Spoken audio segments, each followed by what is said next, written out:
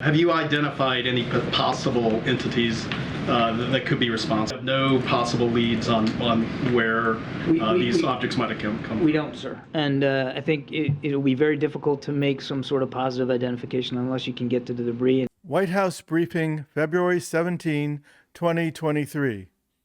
It's been a week since the 2017 White House UAP briefing after the shootdown of 4 unidentified flying objects tracked over Alaska, Montana, the Yukon, and then Michigan. We know that one was definitely a spy balloon, casually floating over Alaska, then southeast over our sensitive military and nuclear bases as the Pentagon allowed it to gingerly collect data eastwardly from Montana to South Carolina before it was shot down in U.S. waters over the Atlantic. Will the American public eventually find out what these 3 unidentified objects are, including which companies they belong to or which specific benign purposes they had? We would like nothing better, but I can't sit here and promise you that we'll get to that level of fidelity of detail. A lot of it's going to depend on an ability to recover these 3 objects. The balloon was first reported on February 1 by observers on an airliner and by former Billings Gazette editor Chase Doak, and we all eventually knew it was a balloon, and we saw it being shot down. No secret, no mystery, and no extraterrestrial object in our airspace. However, what happened next just a few days later, more objects were tracked and reported over Alaska, Montana, Canada, and Michigan, and that intrigued everyone.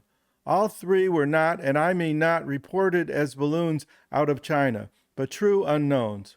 One was first reported as a silvery gray cylinder over northern Alaska. Then the second was the same, but over the Yukon. And that evening, it seems like Montana was buzzed by a possible saucer, and that may have been the object tracked and shot down in Michigan over Lake Huron on the Canadian border. I have never in my life seen multiple reports of UFO objects in 1 week, let alone news that all 3 were blown out of the sky by missiles from U.S. fighter jets. It was a wild and crazy event. All 4 reported sightings were very exciting on several levels. Wow, the Pentagon was publicizing and acting on their finds. I was excited thinking we may see 1 or more of those objects identified. Could this be the smoking gun? And I was sure we'd get to see the high-resolution photos and videos of these 3 UAPs. But I was wrong, because 10 days has passed and we see nothing. They did have a few White House and Pentagon briefings that glued me to the TV, but they told us nothing more than their initial reports.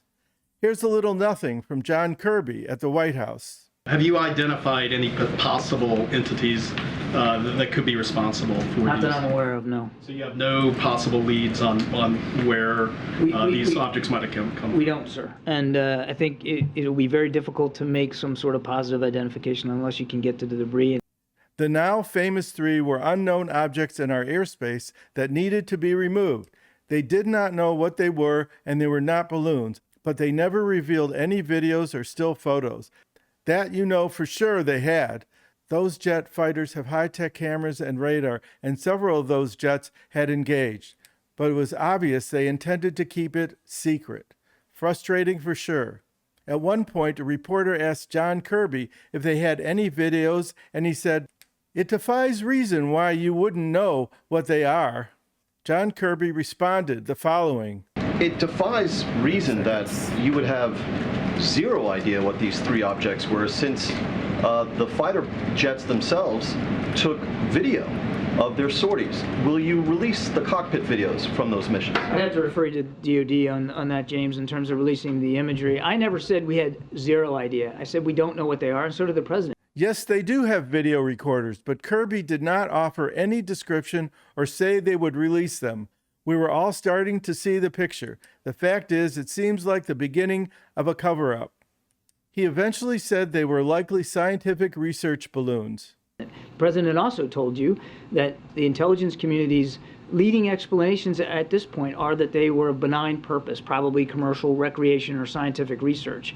So I did a Google search and found that inexpensive balloons were available under $200 to scientists and amateurs wanting to send instruments aloft. In fact, an amateur balloon club in Illinois The Northern Illinois Bottle Cap Balloon Brigade had sent a silver Mylar balloon up last year, and it was on its 7th flight around the Earth with its last transmission on February 10th at 38,900 feet and southwest of Alaska. Okay, maybe it was a balloon and not a gray alien looking to abduct and experiment on some unsuspecting human. To date, we have seen nothing from the Pentagon, but Congress has, and they haven't leaked yet. They could give us some low-resolution photos or maybe a shaky home video. I'd even accept any size silvery gray ribbons of Mylar or some tin foil, the Roswell cover-up, and we've heard nothing from Canadian officials on the Yukon object. Zilch, silence, crickets. Except on February 13, Prime Minister Trudeau said, obviously, there is some sort of pattern in there. We've been official UFO data deprived for the last 80 years.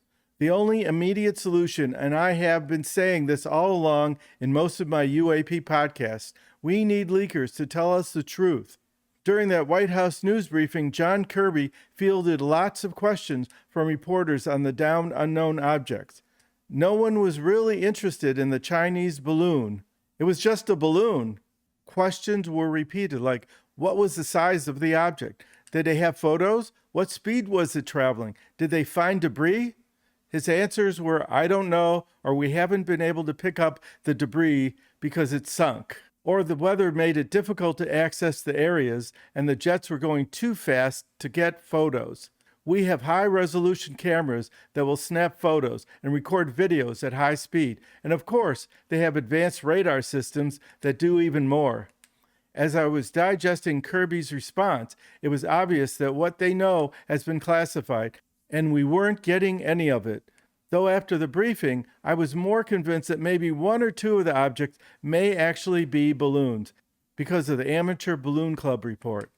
But couldn't they figure that out before they wasted $500,000 on the AIM-9 missiles? Our taxpayer money dollars down the drain. And why not show a few low-resolution photos of what they found? That would definitely stop everyone from speculating. But no. For that reason, I don't trust them. They could have a downed real alien tic-tac object craft like the one that F-18 commanders Dave Fravor and wingman Alex Dietrich, by the way, Alex is a woman, viewed with their own 4 eyes in 2004 over the Pacific near San Diego. John Kirby's response to the reporters' questions just proves my point that they're dodging the questions and not revealing the facts, and sometimes twisting the facts. They have to know what these objects look like from both pilot response and videos. I mean, these jet fighters have radar and cameras in their nose. And we've all seen videos of missiles flying to their target and witnessed the destruction. My point is, they have the goods, let's see them. It sounds like they have proof of not of this Earth UAPs. If you like what you hear, please hit the subscribe button and follow me. UFO news is now in the mainstream, and I'm hoping someday soon we'll get a complete disclosure from the White House and Pentagon. If not, I would be perfectly happy to take the truth from the government leakers. We need to know.